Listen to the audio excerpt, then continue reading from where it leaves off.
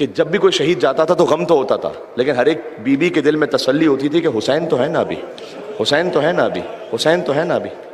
اب آخری حسین جا رہے ہیں، جیسے بی بی فاطمہ زہرا سلام اللہ علیہا نے مقدس بیلی سے کہا تھا کہ تم میرے مصائب پڑھتے ہو میرے حسین کے، لیکن تم سب سے بڑی مصیبت کیوں نہیں پڑھتے ہو؟ کبھی بھی مجھے نہیں معلوم کہ آپ کے حسین کی سب سے بڑی مصیبت کیا ہے۔ کہا حسین کے لیے تیر و تلوار بڑی مصیبت نہیں ہے، حسین کے لیے سب سے مصیبت کا موقع وہ تھا کہ جب وہ اپنی بہن زینب سے ودا ہو رہا تھا، سب سے سخت ہے، سب سے زیادہ سخت ہے، اس لیے کہ بی بی زینب ان کے دل کو تسلی ہوتی تھی، حتیٰ عباس بھی گئے، حسین تو ہے نا، اب حسین جا رہے ہیں تو بکھرائے بال اہل حرم ساتھ ساتھ تھے۔ دیکھو مرثیوں سے چیزوں کو سمجھا کرو، بکھرائے بال اہل حرم ساتھ ساتھ تھے، ایک چھوٹی بچی بھی تو ہے نا، پھر سے سننا، بکھرائے بال اہل حرم ساتھ ساتھ تھے اور پٹکے میں شاہدین کے سکینہ کے ہاتھ تھے۔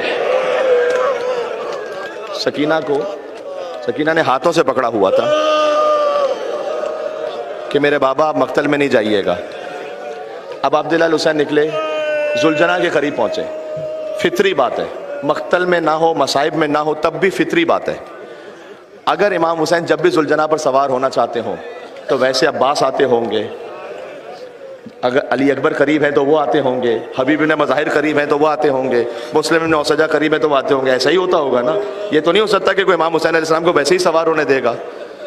حسین جب کہ چلے بعد دوپہر رن کو، نہ تھا کوئی کہ جو تھامے رکاب توسن کو، جو امام کی سواری ہے نا اس کے رکاب کو کوئی تھامنے والا نہیں تھا، نہ تھا کوئی کہ جو تھامے رکاب توسن کو، اور حسین چپ کے کھڑے تھے جھکائے گردن کو، اور سکینہ چھاڑ رہی تھی ابا کے دامن کو، نہ آسرا تھا کوئی شاہ کربلائی کو، فقط بہن نے کیا تھا سوار بھائی کو۔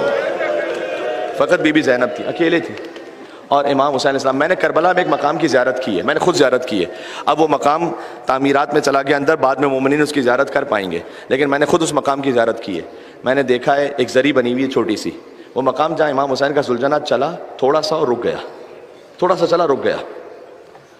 امام حسین نے فرمایا کہ اے میرے حسب باوفا، میں جانتا ہوں کہ تو بھی صبح سے لاشیں اٹھا اٹھا کر تھک گیا، یہ میری آخری زحمت ہے، حسین اس کے بعد زحمت نہیں دے گا، اور یہ ادھوری زحمت ہے، تجھے جانا ہے واپس نہیں آنا تجھے۔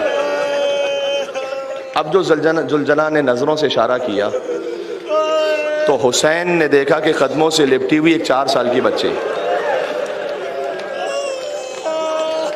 فریاد کر رہی تھی کہ اے میرے ذوالجناح، میرے بابا کو مقتل میں نہ لے جا۔ سن لینا، ان جملوں کو سن لینا۔ اب عبداللہ الحسین ذوالجناح سے اترے، سکینہ کو پیار کیا۔ یہ وہ آخری موقع ہے کہ جب بیٹی کو باپ کا پیار نصیب ہوا، پھر تو شمر کے تماچے تھے، عمر سعد کے کوڑے تھے۔ بیٹی نے آل محمد سے تعلق ہے، اس بچی کا آل محمد سے تعلق ہے۔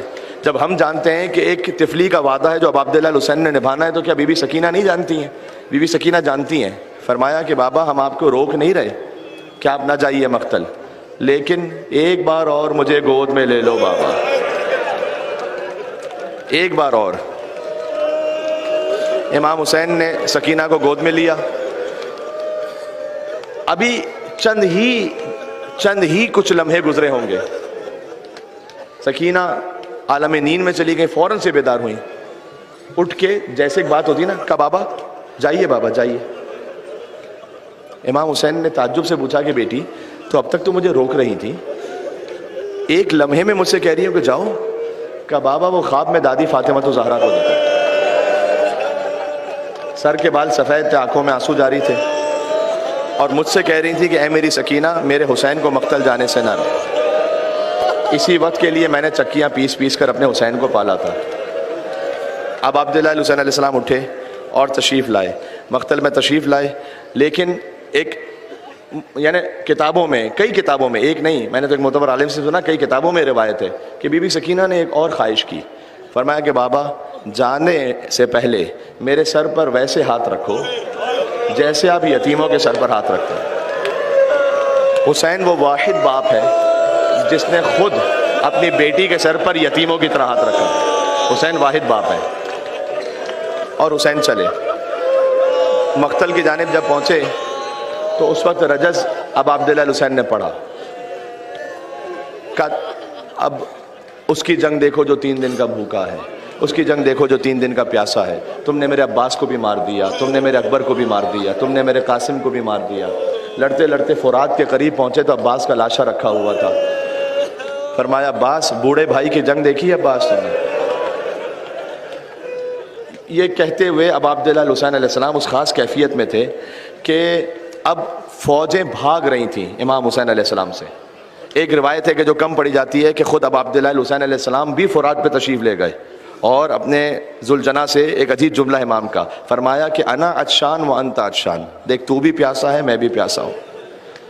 ابھی امام نے ذوالجنا سے کہا تھا کہ تو پانی پینا چاہتا ہے کہ ذوالجنا، روایت کا جملہ ہے کہ اس نے اپنا سر اٹھایا فقط۔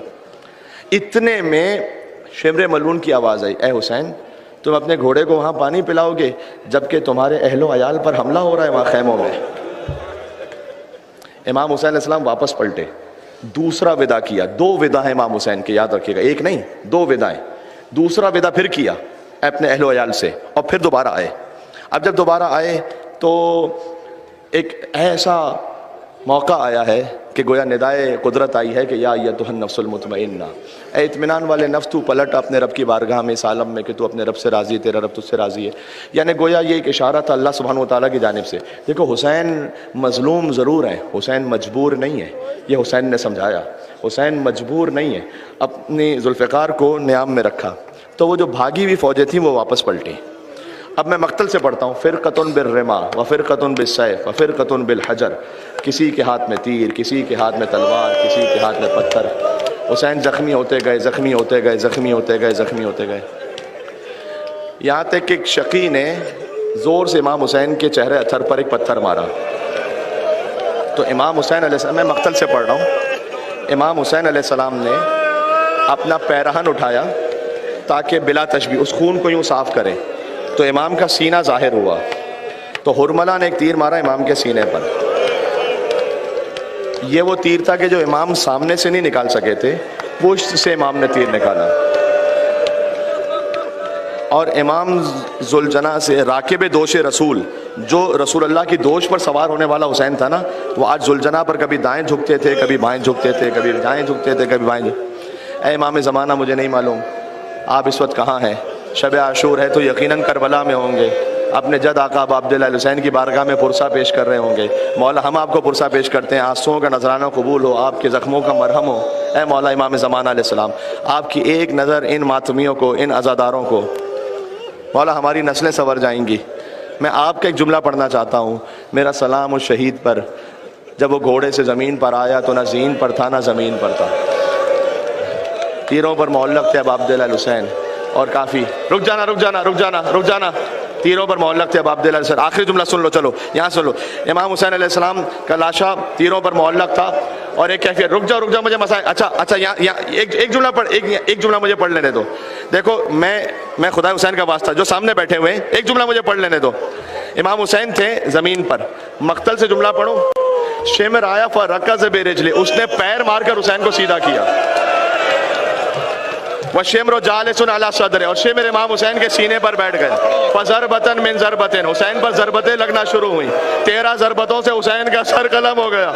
آواز آئی الا غزو بہ الحسین و کربلا،